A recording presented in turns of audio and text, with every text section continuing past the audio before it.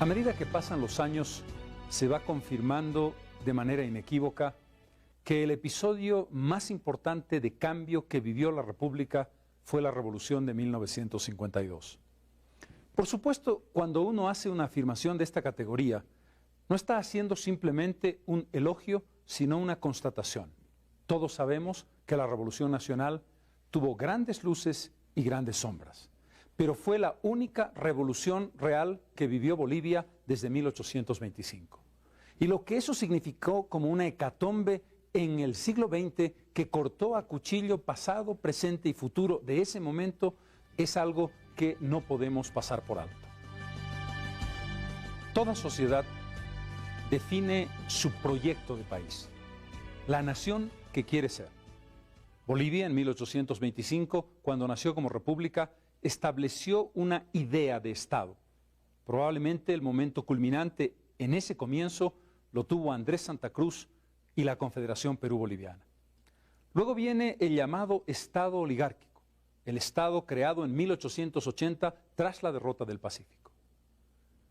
Y hoy nos toca hablar del Estado del 52, el más lúcido proyecto de construcción de un Estado nacional que tuvo Bolivia, con un conjunto de elementos que explican su génesis, su desarrollo y eventualmente sus éxitos y fracasos. ¿Cómo es que se forma y por qué el Estado del 52?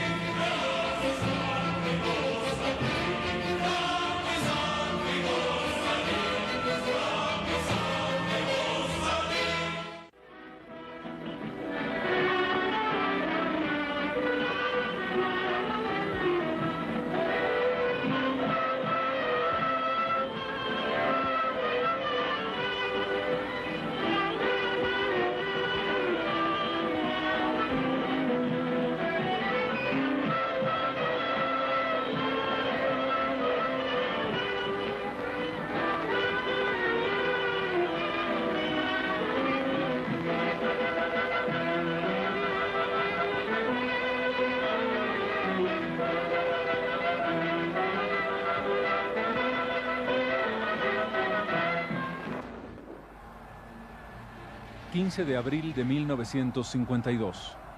La llegada triunfal de Víctor Paz Estenssoro a la sede de gobierno marca la culminación de un proceso bélico que llevaría a un partido político y a un país a los cambios más importantes que haya vivido en su historia contemporánea. Pero esta historia tiene antecedentes, los de una nación viviendo en un estado semifeudal, en circunstancias totalmente alejadas de lo que el siglo XX exigía.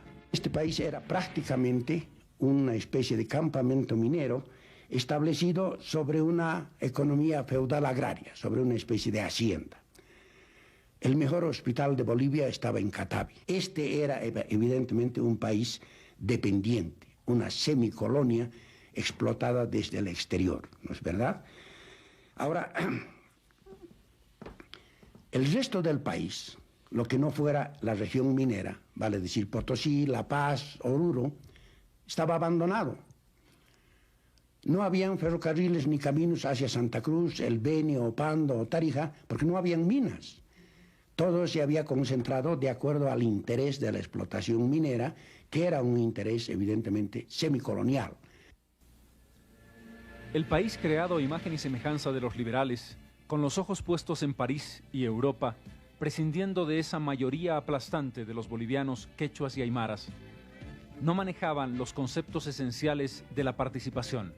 Era un país excluyente. Desde una perspectiva, los tres varones del estaño, Patiño, Jossi y Aramayo. Desde la otra, los terratenientes. Un gran vacío, la inexistencia de burguesía y de clase media, y esa base extraordinariamente importante pero olvidada y despojada, quechua y aymara, abandonada por todos, era, desde luego, el punto de partida del germen revolucionario.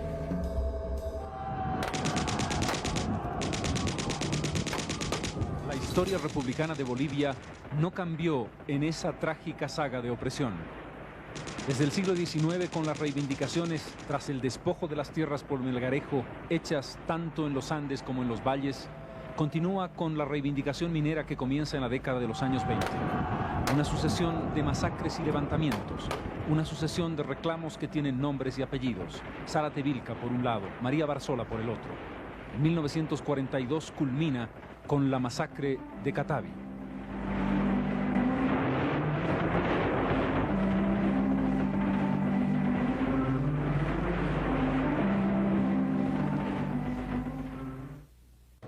El trotskismo tuvo enorme influencia política desde el año 46, cuando se aprueban las tesis de Pulacayo, y durante el sexenio 46-52, las masas bolivianas se movilizan alrededor de las ideas fundamentales de la tesis de Pulacayo.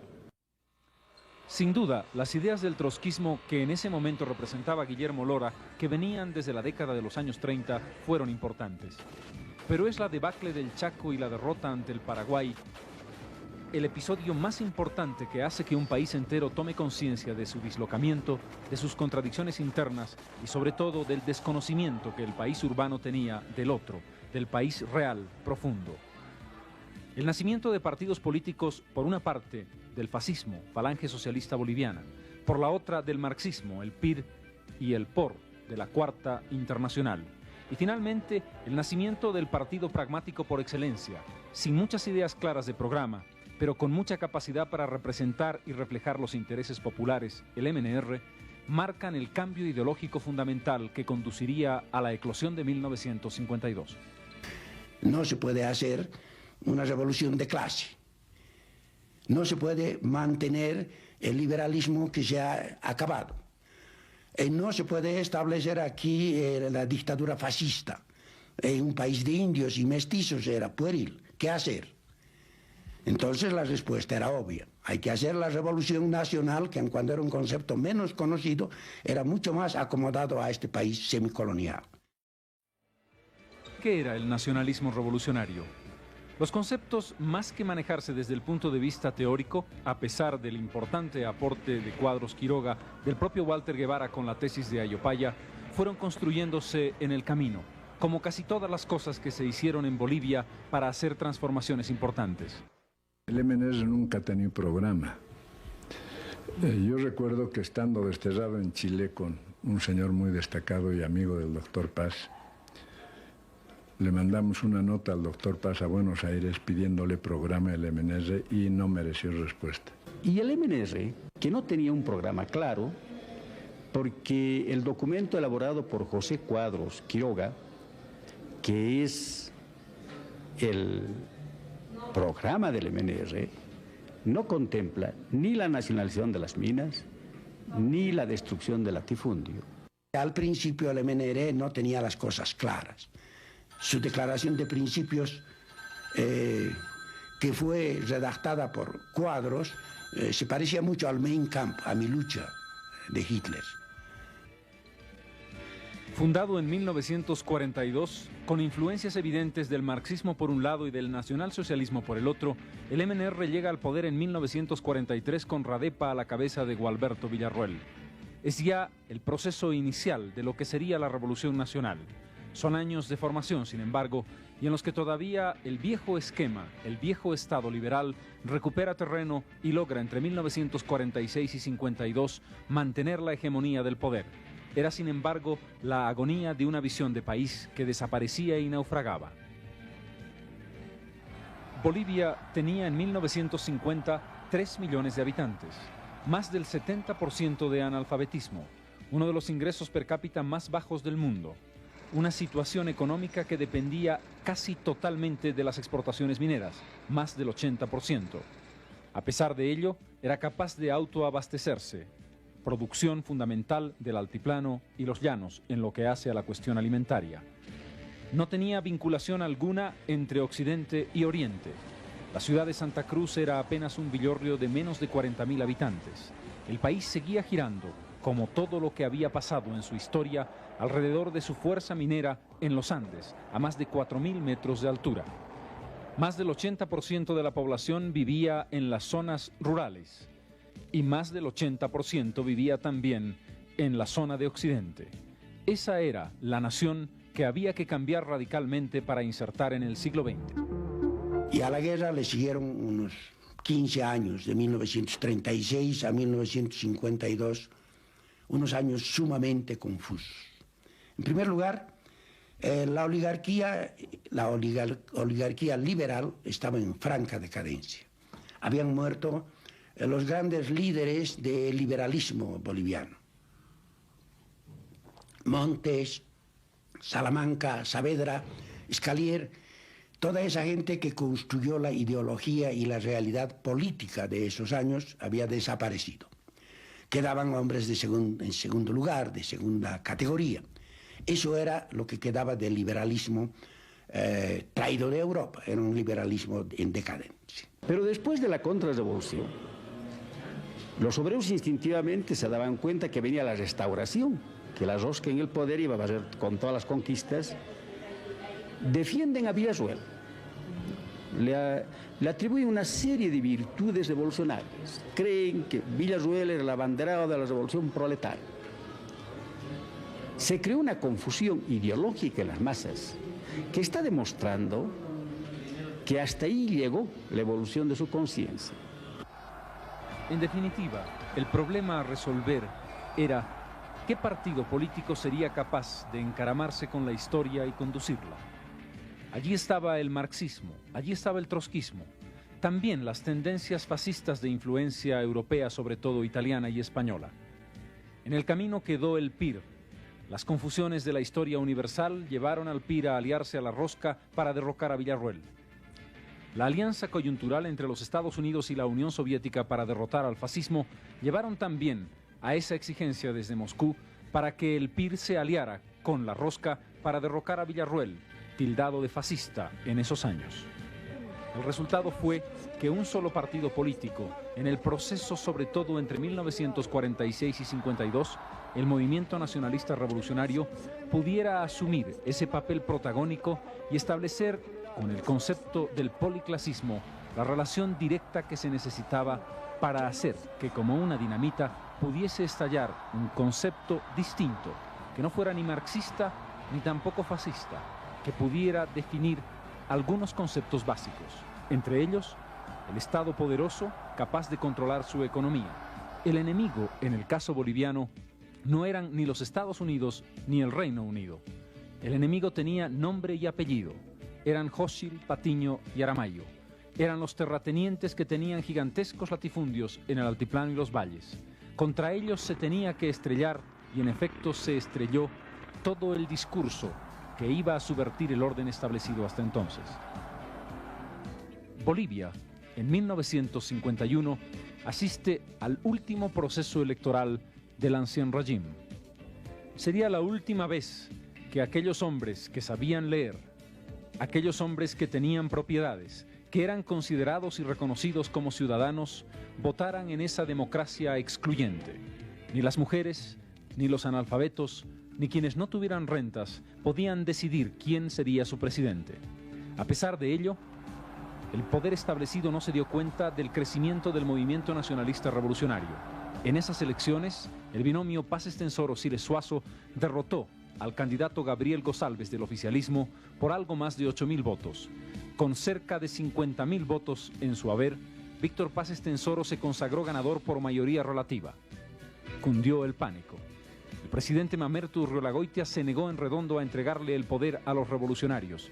Las sectas revolucionarias, Movimiento Nacionalista y Radepa, sino grupos minoritarios, repudiados por el país, de ambiciosos y de violentos. Pueden perturbar la paz de la nación y convulsionar lo que con sus desmanes subversivos es porque, sin moral patriótica ni concepto de la ley, emplean como armas de lucha política la demagogia sectaria, el terrorismo armado, la violencia y el crimen. El mamertazo de Urreolagoitia, que entrega el poder a las Fuerzas Armadas y que no acepta que el Parlamento decida la votación, lleva las cosas a un interregno final. El presidente Hugo Vallivian Rojas tiene el triste papel de dejar finalmente el camino y las puertas abiertas a la eclosión popular. Sobre 3 millones de habitantes, los presidentes eran elegidos con 40, 50.000 votos. Esa era también la realidad.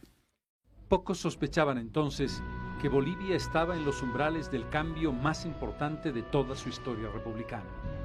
Por primera y única vez se iba a producir una revolución que cambiaría las estructuras de manera irreversible. La fragua estaba lista para dar su resultado.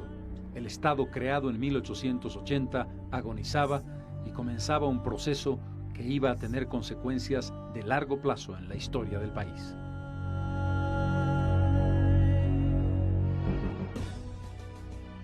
Fue sin duda una dura batalla ideológica. Las tendencias del fascismo y del marxismo cruzadas por el nacionalismo revolucionario. Cualquiera de ellas pudo tener éxito, aunque hay que entenderlo en el contexto de América Latina. El peronismo en la Argentina, Acción Democrática en Venezuela, las ideas fundacionales de Haya de la Torre en el Perú, marcaban en América Latina una línea condicionante hacia el nacionalismo revolucionario que tuvo, sin embargo, su expresión más importante, más avanzada y más arriesgada, por lo menos en un principio, en la Revolución de 1952. Cómo un grupo de jóvenes de clase media logró una línea ideológica inscrita en el concepto de nacionalismo, derrotando a grandes ideólogos como Arce y el PIR, por ejemplo. Este fue el elemento que estableció el destino de la nación en los años siguientes. Si bien es cierto que la génesis de la revolución tiene que encontrarse en el Chaco y aún antes, hay un momento que es el de la definición, el de la confrontación en las calles, el que establece el éxito o el fracaso de un proceso político. Y lo que vamos ahora a hacer es un seguimiento de lo que representó precisamente el proceso entre el 9 y el 11 de abril de 1952, fundamentalmente en La Paz, El Alto y Oruro, donde se desarrolló el eje de esa confrontación. Esa confrontación que tuvo el liderazgo político de Hernán Siles Suazo y el liderazgo sindical de Juan Lechino Quento.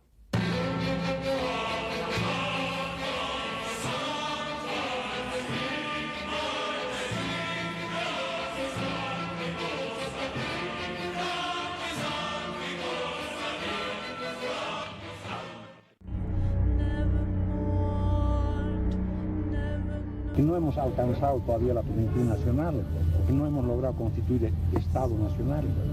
Hay una cantidad de campos en los cuales hay que realizar acciones, comenzando desde la integración física, integración económica, integración social. Por mucha seguridad que tenía en el heroico pueblo, nunca mis sueños más audaces me permitieron pensar en esta terminante derrota de la rosca. No encuentro palabras para decir todo lo que siento.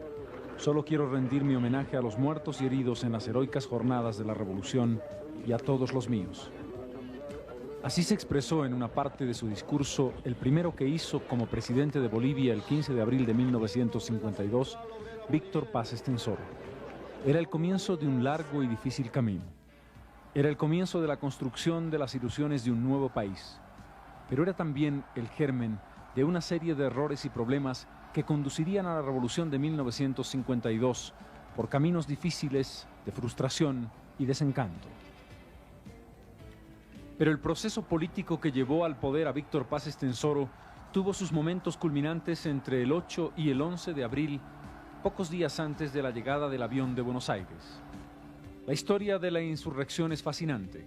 Comienza con un intento de golpe de Estado protagonizado por un general, Antonio Seleme, ministro del presidente Hugo Vallivian, y culmina con la insurrección popular que haría que los mineros se descolgaran por los cerros de La Paz y que en Oruro combatieran heroicamente hasta derrotar al propio ejército de Bolivia. En ese momento la respuesta fueron disparos de ametralladora muy continuados. Ya había comenzado el combate en Miraflores. Las Fuerzas Armadas de Miraflores tomaron el estadio y el templete. Los carabineros estaban apostados en Caiconi para evitar que salgan las tropas del cuartel, pero salieron por otro lado y comenzó el enfrentamiento entre los dos inicialmente. Entonces el pueblo levantó las pocas armas que tenía y gritó: vamos a luchar. Yo lo único que hice fue bajarme y acompañarlos y fuimos a Miraflores, donde realmente el tiroteo era nutrido. Los acontecimientos del día 9 hicieron pensar en un triunfo fácil y sin derramamiento de sangre. Se pensó que el ejército no reaccionaría y que el golpe de Estado le iba a dar la presidencia a Selene. No ocurrió así. El general Torres Ortiz decidió contraatacar y en la mañana del 10 comenzó un fuerte bombardeo sobre la ciudad de La Paz. De tal modo que había una masa enorme que subía al alto. Entonces agarramos el jeep que habíamos tomado y subimos al alto en el momento en que entraban los compañeros mineros de Milluni. Disparando tiros, tenían armas y cartuchos de dinamita. De tal modo que las tropas que estaban combatiendo con la gente que había subido por el lado izquierdo se sintieron cercados. Entonces la tropa abandonó las armas por eso, porque estaban seguros. En esa época pues no había diferencia, nadie podía decir la diferencia entre un cartucho de dinamita y una bomba. Éramos pocos los que podíamos hacer la diferencia. Todos los que trabajamos en las minas sabíamos, conocíamos la diferencia, pero no la opinión pública y menos en La Paz. De tal modo que la tropa creyó que estaba cercada y que había artillería detrás de ellos. La participación genuinamente popular transformó lo que parecía una derrota inminente en un triunfo revolucionario. El día 11 de abril se firmaba el famoso Pacto de Laja entre el jefe revolucionario Hernán Siles Zuazo y el general derrotado Torres Ortiz. Allí llegaba a su final la etapa bélica para comenzar la organización de lo que sería el nuevo gobierno. Entre el 11 y el 15, intenso movimiento en el Palacio de Gobierno para decidir cómo se establecería esa nueva función ejecutiva. Habíamos comenzado a discutir solamente el problema de la nacionalización. Con respecto a la reforma agraria, ya el MNR en años anteriores ya planteó la reforma agraria de tal modo que no era ninguna novedad y estábamos seguros que iba a cumplirla. Pero con respecto a la nacionalización hubo esa oposición que me obligó a decir entonces sigue la guerra civil. El despacho del presidente daba antes a la plaza y el corredor de su despacho yo me salí por ese lado porque estaba decidido a tomar el palacio con la gente armada. Y cuando salí estaba repleta de gente y el doctor Siles salió por el otro lado, por la otra baranda y nos encontramos ya en la última plataforma antes de llegar a la sala. Y me dijo Juan, no más sangre, elige tú 4 ministros. Yo me quedé pensativo un momento y dije, aunque no eligiéramos un ministro, tenemos las armas, tenemos el poder, de tal modo que acepté. Ahí nace el cogobierno. Y nace también el primer gobierno de la Revolución Nacional, porque fue el presidente provisional por 4 días, Hernán Siles Zuazo, el que escoge junto a Juan Lechín y otros líderes del MNR a los hombres que acompañarían ese proceso inicial que tenía las tareas más difíciles y fundamentales de ese cambio estructural que cambiaría Bolivia. Así la heroica revolución boliviana tuvo que sufrir el hondo drama de los días 9, 10 y 11 de abril de 1952. 70 horas de furioso combate en que aullaron las ametralladoras y rugieron los cañones, dieron la ansiada libertad a los bolivianos. Grupo de guerrilleros comandados por Hernán Siles Zuazo, el valeroso y noble capitán de la epopeya, abatieron para siempre una oprobiosa esclavitud. Muertos y heridos inundaron hospitales y centros de asistencia. Como saldo del odio de la rosca, quedan más de 3.000 cruces como centinelas del espíritu boliviano y más de 2.000 llagas que permanecen celosas y vigilantes de su revolución.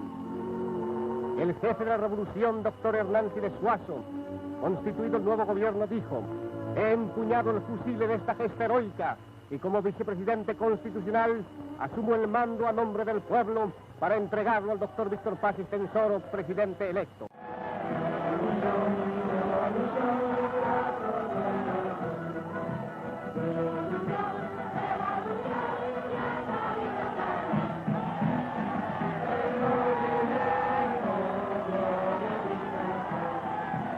El líder es arrebatado por la multitud. Hay miles de ciudadanos que se acercan en camiones y trenes. Muchedumbre emocionada clama al doctor Víctor Paz Estenssoro a través del trayecto hacia el Palacio de Gobierno, que dura 3 horas.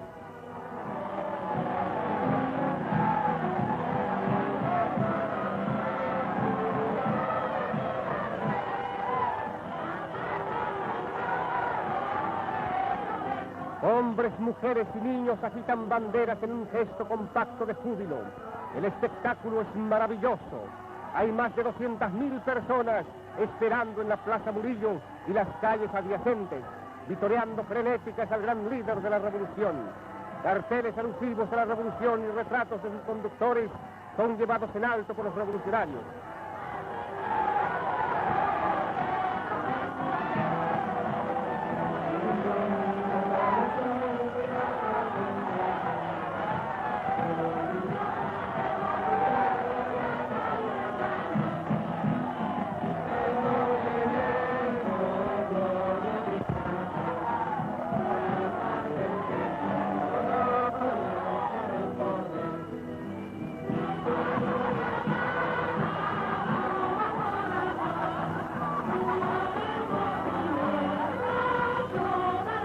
El vicepresidente de la República, doctor Hernán Siles Suazo, al tomar juramento al doctor Víctor Paz Estenssoro, dijo: hasta este momento hemos obrado como mortales.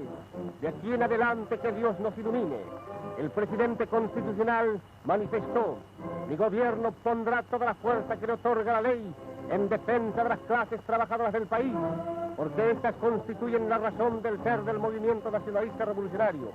Nos han dejado un país exterminado y con una situación económica que es caótica, pero forjaremos su resurgimiento porque llegamos al poder no por ambiciones personales, sino para servir al pueblo.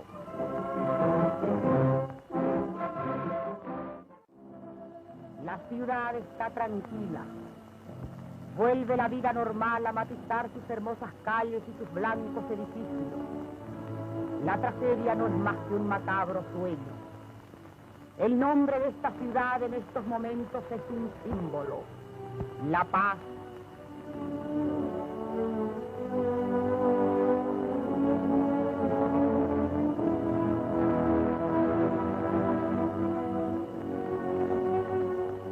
El presidente trabaja cumpliendo su palabra empeñada con el pueblo. Cambia ideas, estudia y se esfuerza con sus colaboradores para solucionar los grandes problemas de nuestra existencia. La nación está dada a sus conductores. La esperanza florece.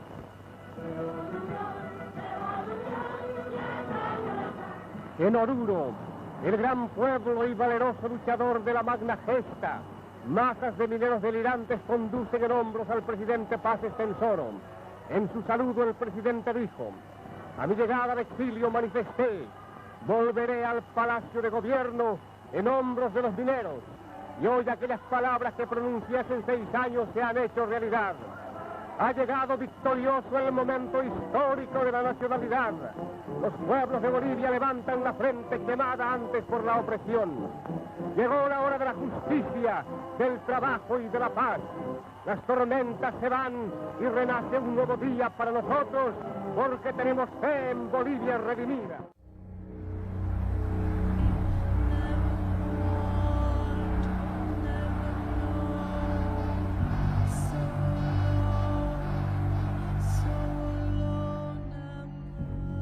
Las impresionantes imágenes documentales que acabamos de ver, pero sobre todo ese eufórico audio que era una elegía preparada por el propio MNR en esos días triunfales de la llegada de Paz Estenssoro, retratan magníficamente el clima que estaba viviendo Bolivia. El documental es Bolivia se libera, y lo hizo el Instituto Cinematográfico Boliviano, que ha dejado un testimonio tan extraordinario que nos ha sido tan útil en el recuento de esta historia. Pero si ese era el espíritu, si ese era el clima y la esperanza, la gigantesca esperanza que había despertado el MNR, Paz Estenssoro y Siles Suazo, la historia y su desarrollo tendría otros elementos que vale la pena tomar en consideración. Pero había que sentir la electricidad de ese tiempo y recuperar ese espacio documental para entenderlo. Como bien retrataba Walter Guevara Arce, El nacionalismo revolucionario y los gobiernos de la revolución desarrollaron progresivamente la línea ideológica que establecería un destino y una construcción, la visión concreta del Estado que hoy llamamos el Estado revolucionario de 1952. Intentemos hacer un seguimiento de las principales medidas que llevó adelante el MNR y los gobiernos revolucionarios, a la vez que sus contradicciones, sus problemas, sus errores y sus insuficiencias. En suma, busquemos el desentrañamiento de esas luces y sombras de este momento de la historia de los que hablábamos al comenzar el programa.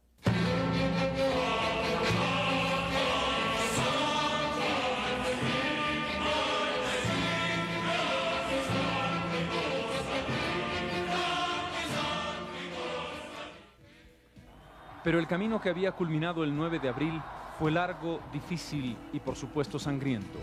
Desde el nacimiento del nacionalismo militar con las figuras de Toro y Bush, la inmolación del presidente Villarroel convertido en un símbolo, los más de 400 muertos y 3.000 heridos de la propia revolución establecieron un desafío para esa generación que se hacía cargo del país. El qué hacer era, desde luego, la pregunta fundamental. Este gobierno inició un importante ciclo de transformaciones democrático-burguesas. Y cuando hablamos del nacionalismo revolucionario, hablamos de la revolución democrático-burguesa en un país atrasado como Bolivia. Ellos intentaron todas las tareas que son clásicas de las revoluciones burguesas: la integración territorial, la democratización económica, la democratización política, la vertebración de un Estado moderno, etc. Una vez que las estructuras económicas y sociales del pasado han sido cambiadas de una manera dialéctica, de nuevo surge la pregunta, ¿y ahora qué? Entonces ahí viene la respuesta de qué es la Revolución Nacional cuando ha llegado al gobierno y ha operado los cambios estructurales. ¿Qué hace? Entonces la Revolución Nacional se convierte casi en una o dos palabras. Por un lado, desarrollo, por el otro, diversificación. Y está en el gobierno. ¿Qué va a hacer ahora en adelante? Ya no puede seguir destruyendo lo que ha destruido. Tiene que crear. ¿Crear qué? Desarrollar el país. Producir lo que este país no producía pudiendo producir. Pero ¿qué había representado realmente el cambio de estructuras fundamentales?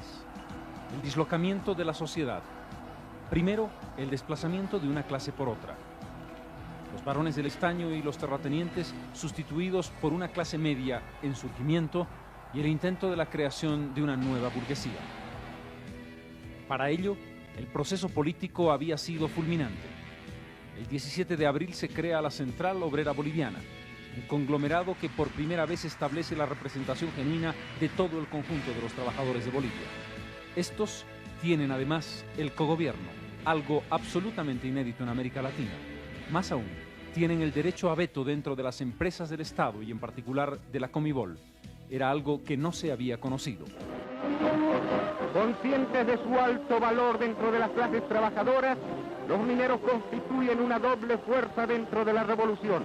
El sostén económico de un pueblo sometido a las contingencias de la monoproducción y la constitución de un ejército obrero dispuesto a defender las ventajas sindicales obtenidas en la nueva lucha revolucionaria de la que forman parte activa. El ejército es desmantelado o cuando menos durante un año se cierra el colegio militar.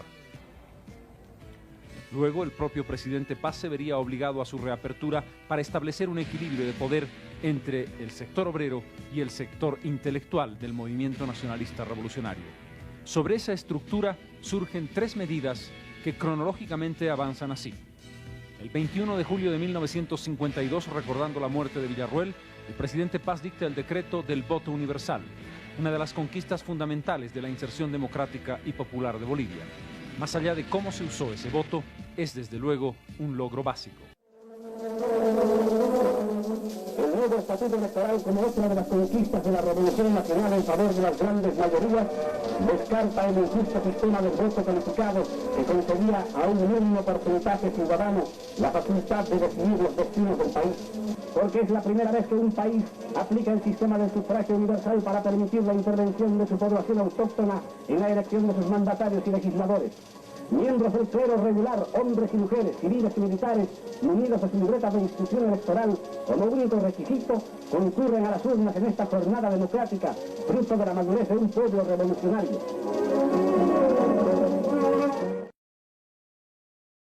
El 31 de octubre de ese mismo año, la nacionalización de las minas. Todo el poder para el Estado, parece decir ese decreto. El presidente Paz Estenssoro proclama la independencia económica de Bolivia diciendo: hemos cerrado victoriosamente un capítulo heroico de la larga y dolorosa historia del esfuerzo nacional. La pérdida de miles de vidas habría sido inútil si no cumpliésemos ahora con la voluntad del pueblo, nacionalizar las minas. De ese modo, el Estado boliviano se hacía propietario del sistema productivo de más del 80% de las exportaciones mineras del país. Comenzaba así el capitalismo de Estado. El Estado productor controlaba los recursos naturales y los manejaba directamente. Y finalmente, el 2 de agosto de 1953, la reforma agraria, el punto más alto del cambio político y la inserción social de una comunidad hasta entonces desplazada de las acciones del país. Cuando se iza la bandera de la patria, la emoción prende con más fuerza en estos hombres, para los cuales nace hoy una esperanza. Bajo una tensa emoción en la verde inmensidad del valle calcinado, se da lectura al decreto de reforma agraria. Ha llegado el momento culminante. Esta firma, estampada bajo la serenidad del cielo iluminado por la claridad del día, elimina el latifundio y anuncia una nueva aurora para los campesinos.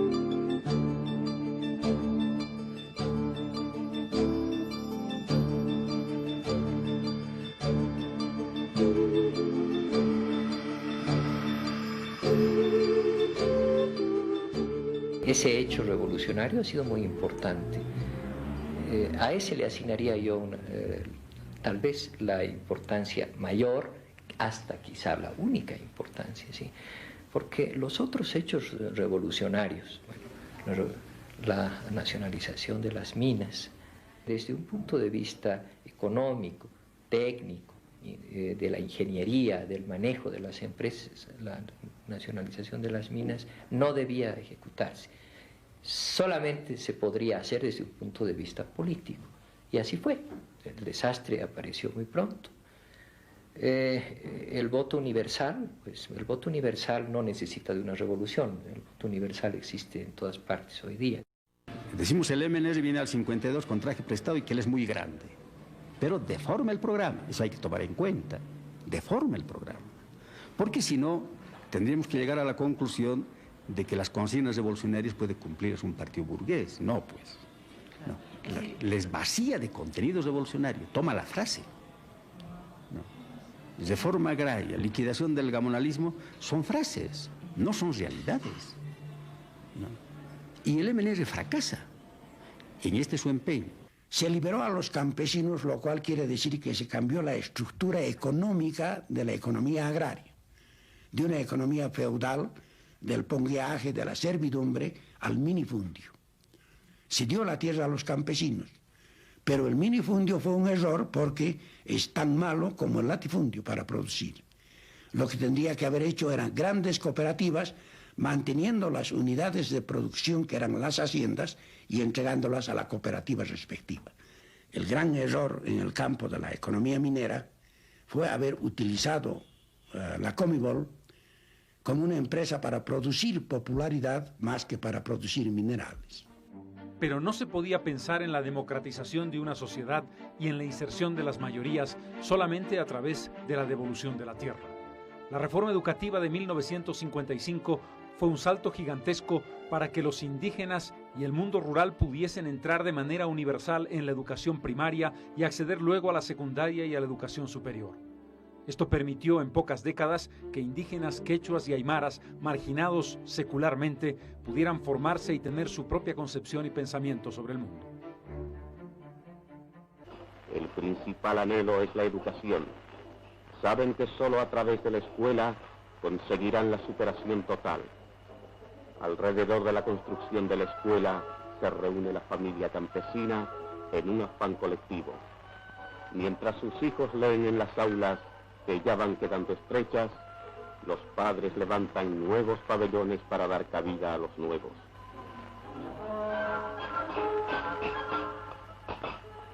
Más de 3.000 escuelas son el producto del esfuerzo y la iniciativa del campesino de hoy.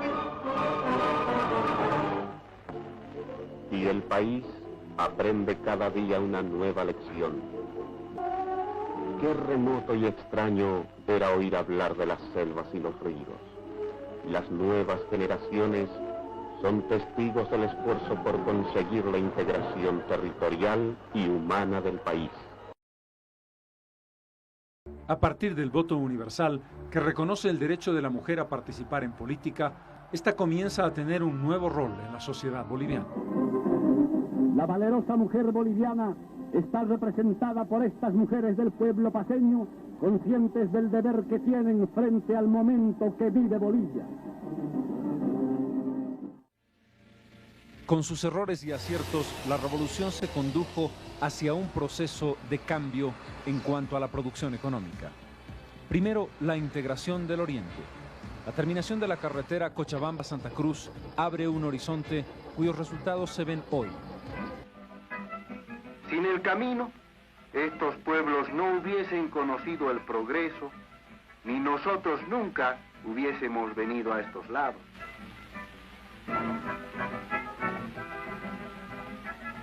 Ahora sí que tienen por venir estas regiones.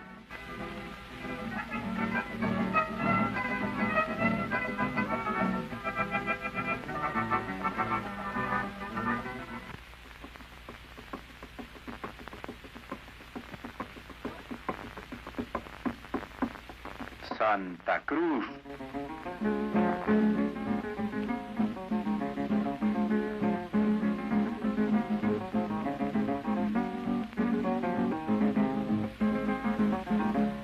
¿Quién ha dicho que los cambas no nos quieren? Sin conocerlo, lo tratan bien aún. Este lugarcito sí que me gusta.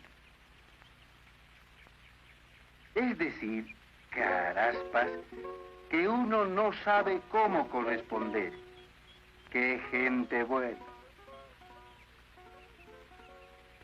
El oriente boliviano hace contrapeso al occidente y se ha convertido en un punto fundamental de la esperanza económica del país.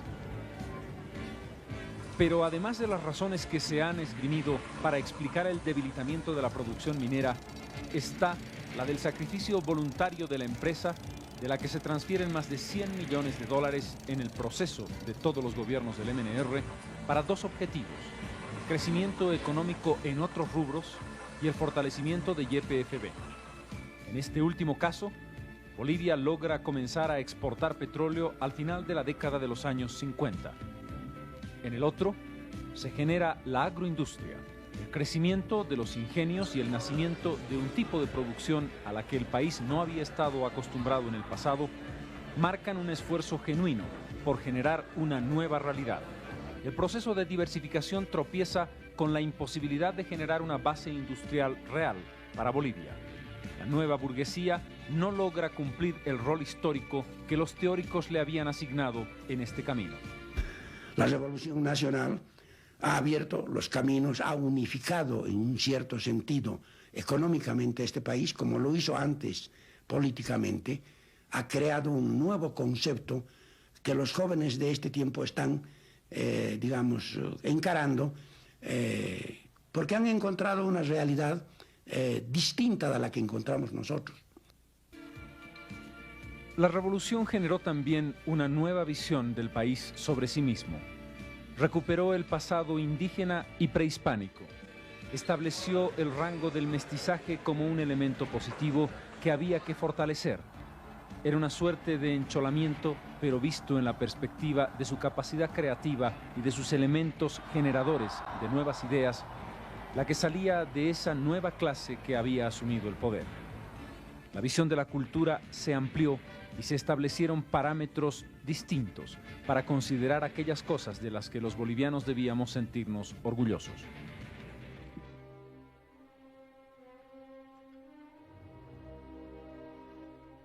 Los dramáticos cambios llevados a efecto por el presidente Paz Estenssoro en su primer gobierno dejaron como saldo un proceso de inflación extremadamente alto que tuvo que ser enfrentado luego por el presidente Siles Zuazo. La corrupción hizo pronto presa de ese gobierno y de esa joven generación. Los cuperos, los procesos que la especulación determina cuando hay hiperinflación, los negociados en diversos niveles, establecieron una pérdida de moral y una pérdida de valores que ablandaron al proceso revolucionario. La tarea que tuvieron que realizar posteriormente a 1956 estuvo vinculada a la estabilización económica a cargo del doctor Hernán Siles Zuazo y al intento de institucionalización del proceso revolucionario del doctor Paz Estenssoro. Pero allí hubo también un error muy grave. El presidente Paz Estenssoro creyó que la revolución era él. La insistencia en continuar en el mando en 1964 precipitó la caída de un régimen que estaba ya profundamente debilitado.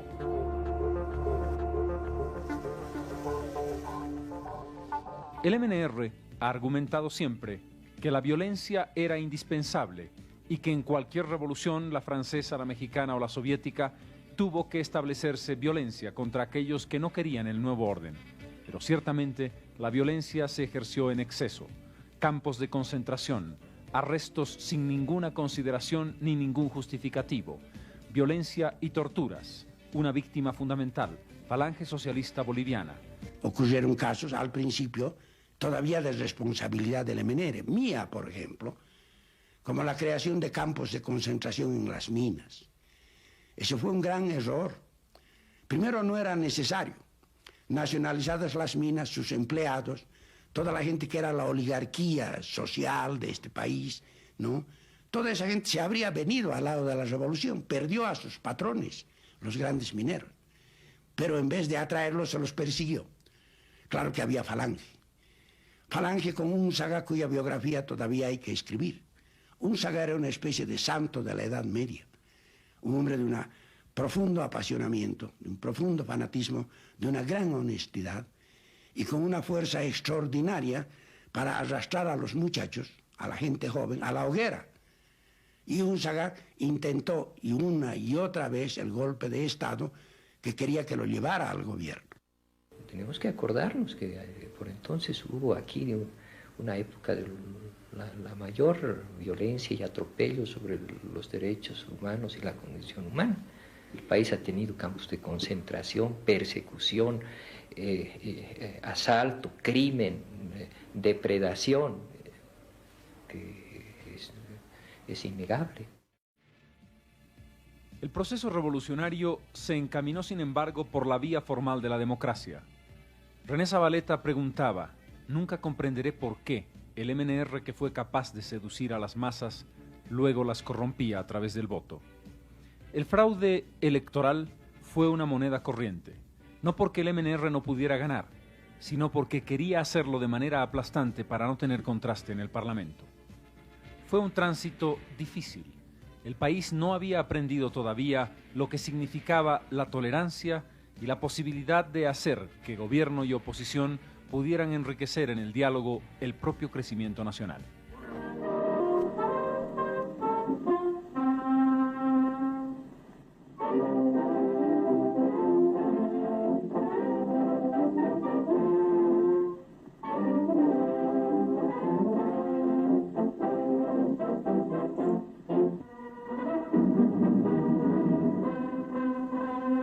Extraordinaria solemnidad reviste la fecha del aniversario nacional con motivo de la transmisión del mando presidencial.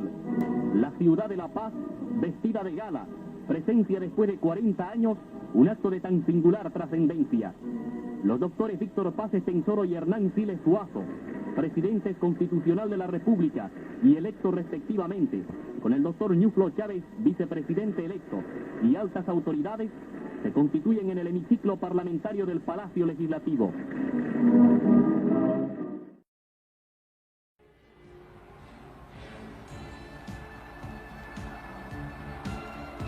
Los jóvenes que frisando los 40 años asumieron el mando de la nación en 1952 y gobernaron ininterrumpidamente hasta 1964, cumplieron sin duda importantes tareas de transformación, tareas que les tocó cumplir en ese momento histórico, algunas de ellas con éxito, con una visión de transformar al país y hacerle dar un salto cualitativo que era indispensable. Otros se quedaron en el camino como ideas no resueltas. Las más quedaron frustradas en esa dicotomía que pregunta: ¿era ese grupo de jóvenes realmente revolucionario? Ciertamente se trataba de intelectuales progresistas que no pensaban en términos marxistas. Para quienes han esperado una solución que nos llevara al socialismo, esa fue una frustración. Para quienes piensan que fue un cambio en el que la situación económica del país, su grado de dependencia y el contexto latinoamericano en el que estaba no permitía otra cosa que lo que se hizo, se puede establecer que fue una sucesión de hechos positivos y negativos que hay que combinar. Mineros fabriles lograron destruir al Estado feudal burgués y a su ejército. Pero esta revolución social se negó a sí misma cuando los obreros entregaron el poder que habían conquistado al MNR, que, como la historia demuestra, es el partido de la burguesía, del capitalismo.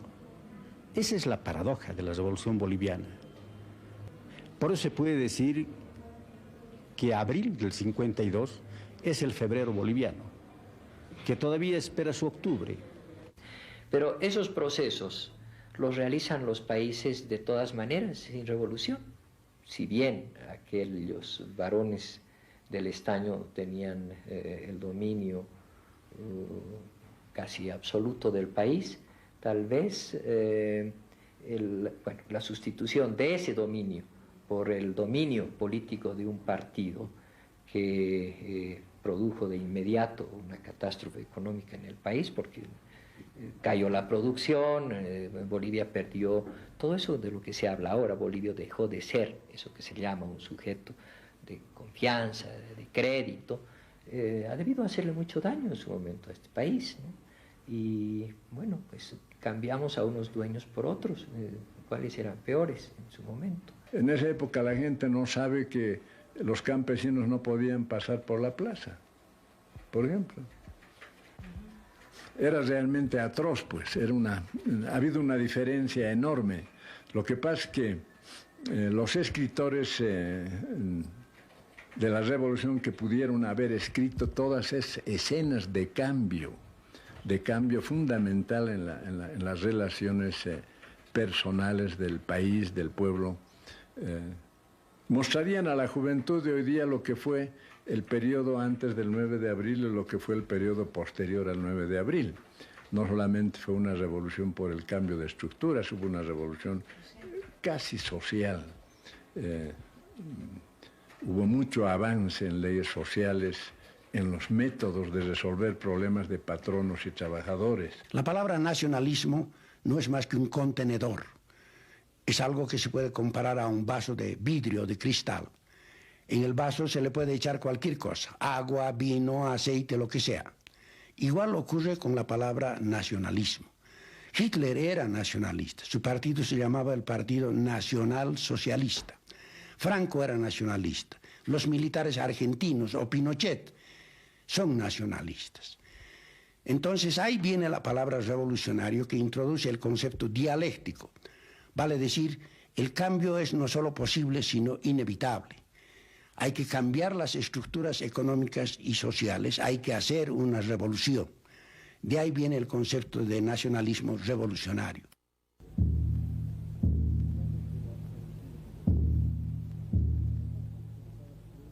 Como una boca de fuego, como un volcán encendido, van mis todos volando al encuentro del destino. La ciudad con sus pezuñas de plata presa mis sueños descuartizados, así las nubes queriendo. Hay las nubes caprichosas que en las mejillas del cielo forman figuras hermosas para deshacerlas luego. La la la la la la la, forman figuras hermosas para deshacerlas luego.